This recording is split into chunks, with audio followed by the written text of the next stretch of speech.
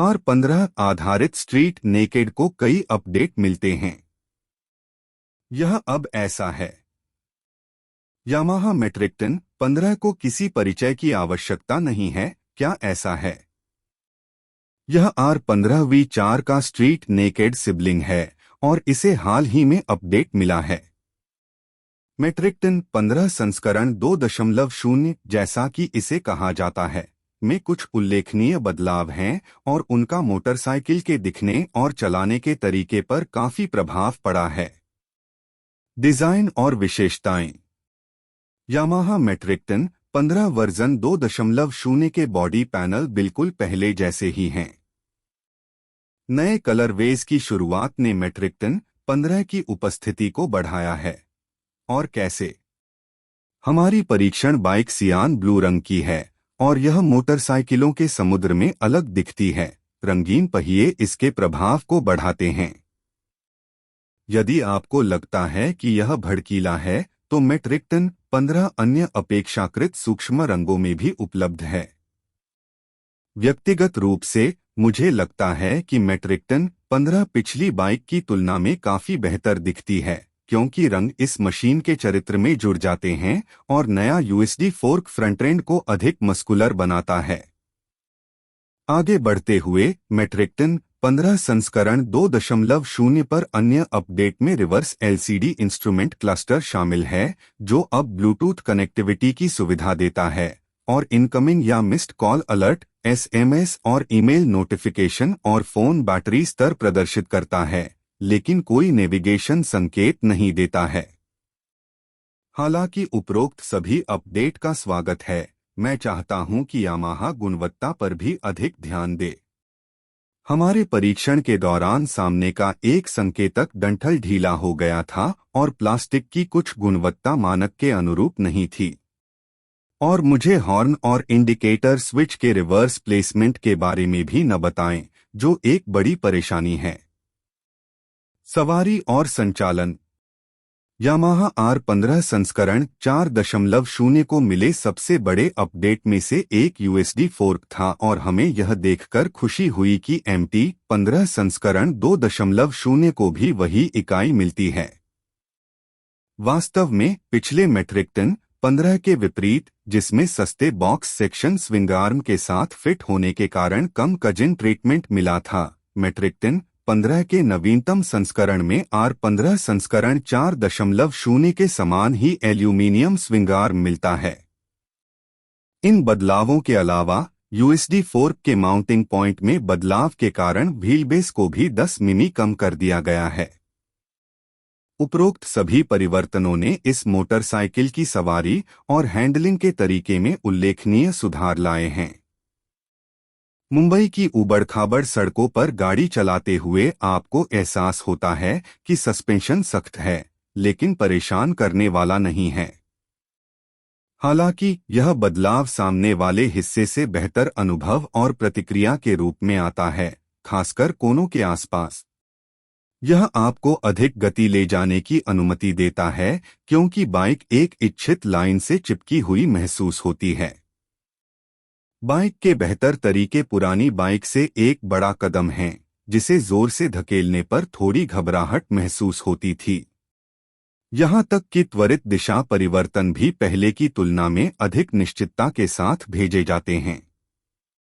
वास्तव में इस यामाहा की हल्की फुल्की हैंडलिंग शहर के यातायात से निपटना आसान बना देती है और इसका श्रेय तेज स्टीयरिंग, टाइट टर्निंग रेडियस और चौड़े हैंडलबार द्वारा प्रदान किए गए अतिरिक्त उत्तोलन को जाता है, जिसके परिणामस्वरूप एक मोटरसाइकिल बनती है जो इनपुट के लिए सुपर रिएक्टिव है।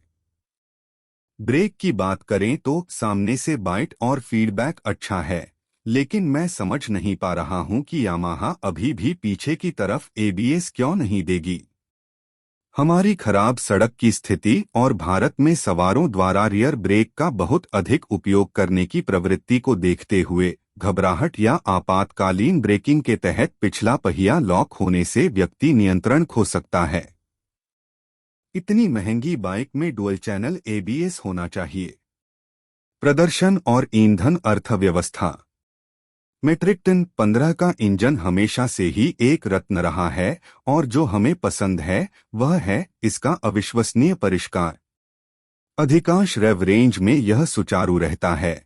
जब आप रेड लाइन के करीब होते हैं तो खूंटियों और बार के माध्यम से केवल हल्की सी गूंज सुनाई देती है। बोलते हुए आपको शहर के रेव बैंड के उस क्षेत्र में जाने की आवश्यकता नहीं होगी। 52 दांतों वाले रियर स्प्रोकेट के साथ, जो R15 के 48 दांतों वाले स्प्रोकेट से बड़ा है, गियरिंग बहुत छोटी है और आप इंजन के विरोध के किसी भी संकेत के बिना 20 किलोमीटर प्रति घंटे की रफ्तार से चौथे गियर में ट्रैफिक में रेंग सकते हैं। इस प्रकार की ट्रैक्टेबिलिटी उस शानदार ईंधन अर्थव्यवस्था की व्याख्या करती है जिसे यह शहर में प्रबंधित करता है। 155 CC 4 valve liquid cooled engine के लिए जो प्रदर्शन की ओर झुका हुआ है, शहर में 50 kpl से अधिक की डिलीवरी शानदार है। यह उस प्रकार की ईंधन दक्षता है जो आज की बेतहाशा ईंधन दरों को देखते हुए आपके बटुए को पंपों पर मुस्कुराती रहेगी। राजमार्ग पर ईंधन की बचत 56 kpl तक पहुंच जाती है, जो फिर से एक बहुत अच्छी संख्या है। सबसे अच्छी बात यह है कि ये ईंधन अर्थव्यवस्था के आंकड़े BS4 बाइक की तुलना में बेहतर हैं। हालांकि ईंधन दक्षता में उछाल प्रदर्शन की मामूली कीमत पर आया है। मेट्रिक टन 15 वर्जन 2.0 का इंजन BS4 मॉडल की तुलना में थोड़ा कम पावर पैदा करता है, हालांकि पीक टॉर्क 0.2 Nm बढ़ गया है। साथ ही बाइक का वजन 1 किलोग्राम बढ़ गया है। R15 V4 की तुलना में मेट्रिक टन 1560 किलोमीटर प्रति घंटे की रफ्तार से थोड़ा तेज है, लेकिन 100 किलोमीटर प्रति घंटे की रफ्तार में R15 लगभग आधा सेकंड तेज है। स्प्रोकेट आकारों में अंतर को देखते हुए यह समझ में आता है। सभी ने कहा, शहर में सवारी के लिए गियरिंग इतनी तिरछी है कि राजमार्ग पर इंजन व्यस्त लगता है, जिसमें गति 8,000 RPM पर 100 kph पर बैठती है। शीर्ष गति अपेक्षित रूप से R15 से कम है, 130 किलोमीटर प्रति घंटे के आसपास, लेकिन 120 किलोमीटर प्रति घंटे पार करते ही आपको प्रदर्शन में कमी महसूस होगी। निर्णय: मेट्रिक टन 15 संस्करण 2.0 शहर की हलचल से निपटने के लिए एक बेहतरीन उपकरण बना हुआ है। इसका तेज इंजन, कम वजन और तेज हैंडलिंग उन लोगों को तुरंत पसंद आएगी जो एक मजेदार यात्रा अनुभव की तलाश में हैं। हालांकि इसमें पिछली बाइक की तुलना में अधिक पैसे खर्च होते हैं, मुझे लगता है कि कीमत उचित है।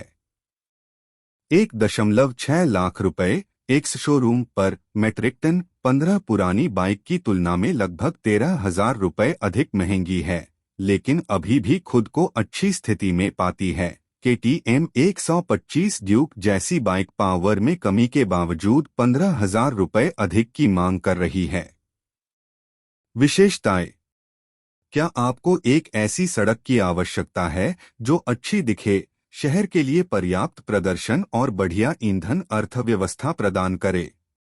यामाहा MT-15 संस्करण 2.0 एक अद्वितीय प्रस्ताव बनाता है।